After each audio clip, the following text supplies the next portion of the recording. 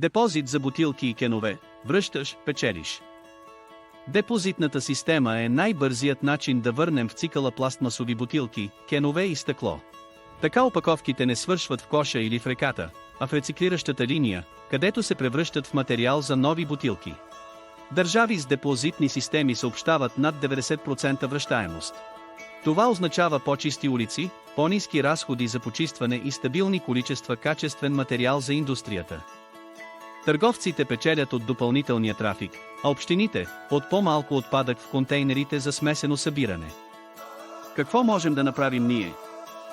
Да изискваме удобни пунктове за връщане във всеки квартал, ясни правила, включително прием на ПЕТ, метал и стъкло, и лесна навигация за гражданите. До пълното внедряване, да носим опаковките в най-близката точка за събиране и да споделяме информация с съседи и приятели. Депозитът е малък стимул, който води до огромен ефект за природата и икономиката.